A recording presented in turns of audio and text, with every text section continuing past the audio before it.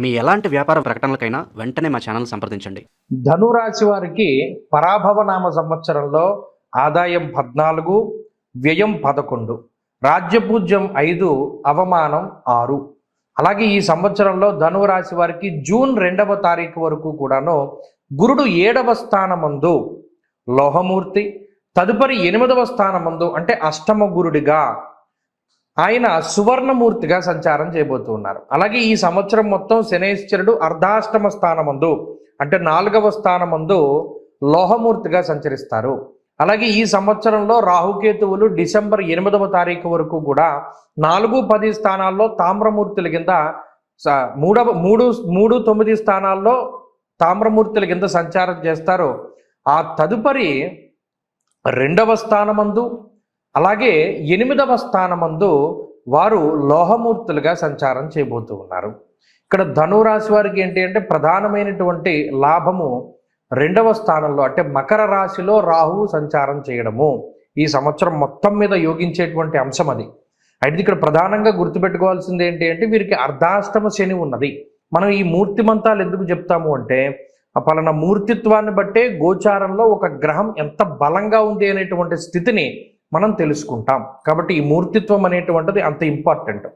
అలాగే ఈ ధనురాశి వారికి ఈ సంవత్సరం మొత్తం మీద పరిశీలన చేస్తే గురుబలం అనేటువంటిది వచ్చినది గత సంవత్సరం. కానీ మరలా గురుడు అతిచారంలోనూ వక్రంలోనూ ముందుకి వెనక్కి వెళ్ళడం వల్ల సరైనటువంటి బలం రాల.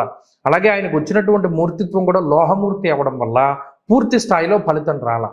మరి ఈసారి చూడండి, చాలామంది నన్ను అడుగుతారు, ఏమంటే ధనురాశి వాళ్ళకి మంచి ఉంటే మంచి జరగట్లేదు, చెడు ఉంటే 100% జరిగిపోతుందండి, ఏంటంటే మా మీద ఈ కక్ష అని అడుగుతూ ఉంటారు. మీరు ప్రధానంగా గుర్తుపెట్టుకోండి, అష్టమ గురుడు అర్ధాష్టమ శని.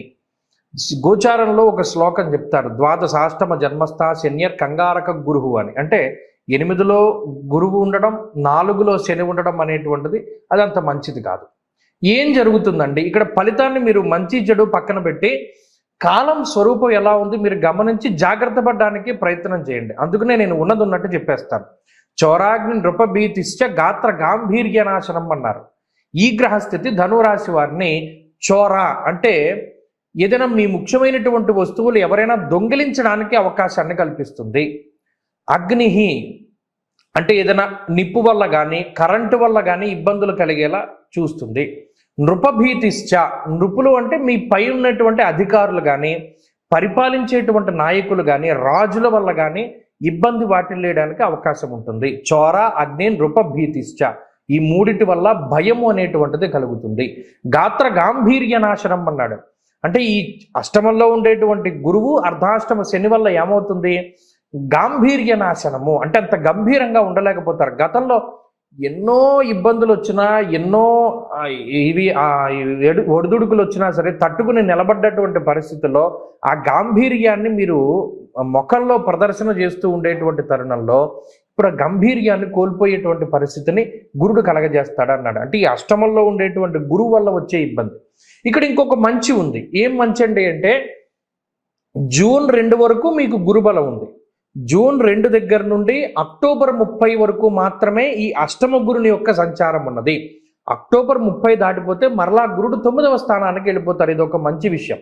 కాబట్టి మీరు గుర్తుపెట్టుకోవాల్సిన విషయం ఏంటి అంటే జూన్ 2 దగ్గర నుండి అక్టోబర్ 30 వరకు నేను పైన చెప్పినటువంటి చోరా అంటే మన సెల్ ఫోన్ల దగ్గర నుండి అంటే మా ఫోన్లు, బళ్ళు, ముఖ్యమైనటువంటి ఇంపార్టెంట్ ల్యాప్టాప్లు, గ్యాడ్జెట్స్ ఇవి ఏవి కూడా దొంగిలించకుండా ఎవరు జాగ్రత్త తీసుకోవాలి.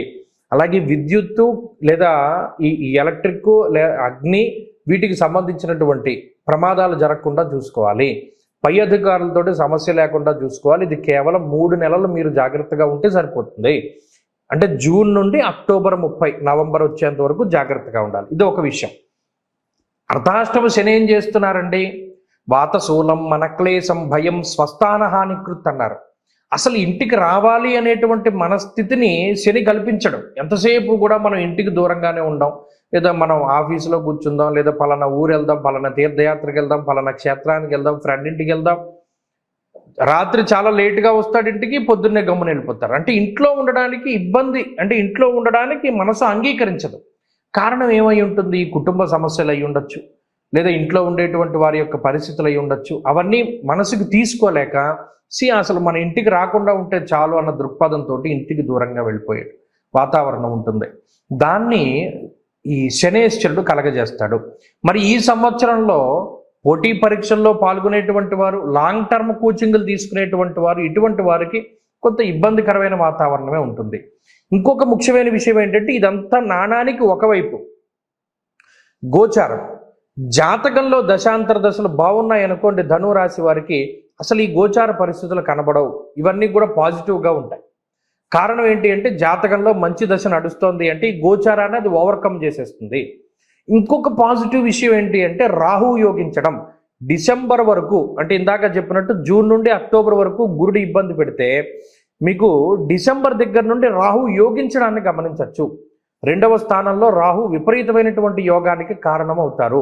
సౌభాగ్య, భాగ్యం, ఆరోగ్యం, అర్ధలాభం, యశస్కరం అన్నది శాస్త్రం. సంవత్సరం మొత్తంలో కోల్పోయినటువంటి డబ్బును కేవలం 3 నెలల్లో రాహు ఇస్తాడు. అంటే డిసెంబర్ నుండి మళ్ళా ఉగాది లోపల రాహు ఇచ్చేస్తారు. కాబట్టి ఈ ధనురాశి వారు ఈ విషయాలన్నీ, అంటే ఈ సైకిల్ ఎలా ఉన్నది, ఈ టైం ఎలా ఉన్నది అని దృష్టిలో పెట్టుకుంటే ఆ టైంకి అనుకూలంగా, అంటే సమయానుకూలంగా వెళ్ళగలుగుతారు.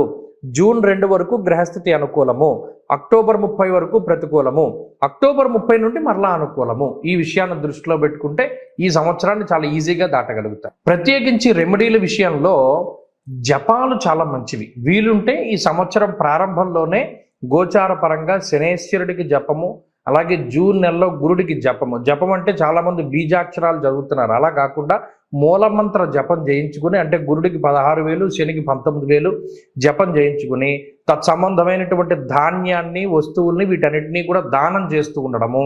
అలాగే శని ప్రదోష వ్రతాన్ని, అంటే శనివారం నాడు ప్రదోష కాలంలో శివాలయానికి వెళ్ళి చండీశ్వర ప్రదక్షిణ చేసి, నంది దగ్గర దీపారాధన చేసి, శివాష్టోత్తర శతనామావళి స్తోత్రాన్ని పారాయణ చేస్తూ ఉండడం.